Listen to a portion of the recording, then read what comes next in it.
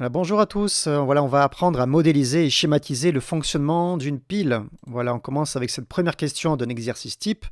Indiquer le sens de circulation du courant et des électrons dans ce schéma de modélisation d'une pile.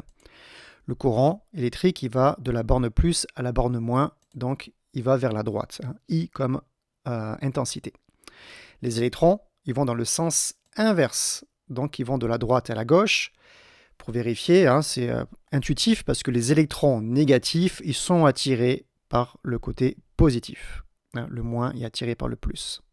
Voilà pour le sens du courant et des électrons. Deuxième question, écrire les demi-équations électroniques se produisant à chaque électrode. Alors, je regarde les électrons, ils vont vers la gauche. Ils arrivent dans cette demi-pile ici. Donc quand les électrons arrivent, on a une réduction. Dans ma tête, je fais comme ça. Si je reçois des électrons, je suis réduit parce qu'ils sont négatifs. Quand je prends quelque chose de négatif, je suis réduit. Donc ici, on aura une réduction. On a du cuivre et des ions Ce2+, donc c'est les ions Ce2+, qui prennent 2 électrons pour donner du cuivre solide. Si jamais vous écrivez l'inverse, vous allez vite voir que ce n'est pas possible.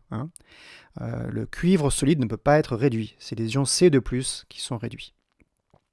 Comme on a une réduction à gauche, on va avoir une oxydation à droite.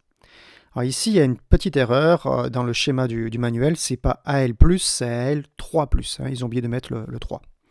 Donc c'est une oxydation. Donc l'aluminium solide, ici, va devenir des ions Al3+, plus 3 électrons. On a bien une oxydation parce qu'on libère des électrons. Et vous voyez comme on libère des électrons, on les libère à droite, et hop, ils vont à la gauche, et à gauche, on les reçoit. C'est comme ça que fonctionne une pile. On fait déplacer des électrons, ça s'appelle du courant électrique. C'est comme ça, c'est ça le fonctionnement d'une pile. Alors, troisième question, en déduire l'équation de fonctionnement de la pile lorsqu'elle débite du courant.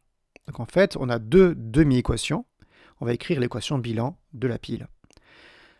Celle de réduction, elle capte 2 électrons. Celle d'oxydation libère 3 électrons. Donc il faut les mettre d'accord toutes les deux.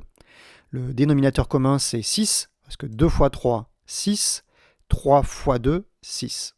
Donc on va bien capter 6 électrons à gauche, on va libérer 6 électrons à droite.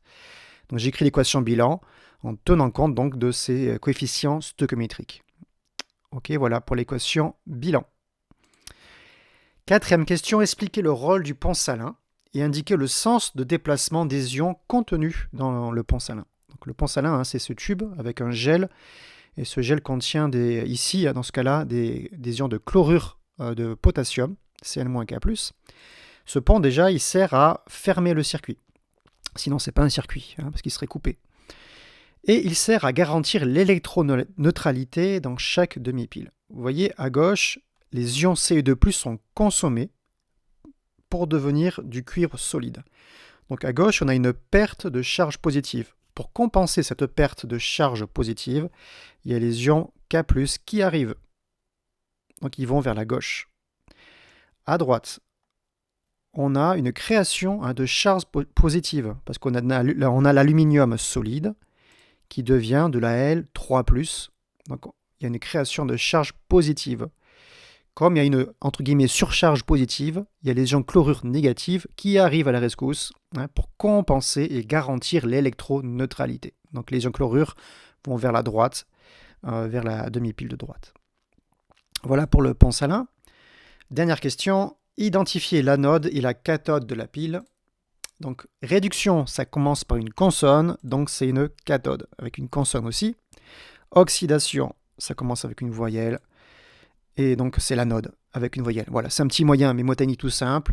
Vous pouvez aussi penser à cathode, cation positive, anode, anion négatif. Voilà, on a construit donc schématisé notre pile, c'était l'objectif de l'exercice. Donc n'hésitez pas à refaire, donc à vous entraîner. J'espère que vous avez compris, mais voilà, maintenant il faut vous entraîner. Voilà, bravo à vous et bon courage.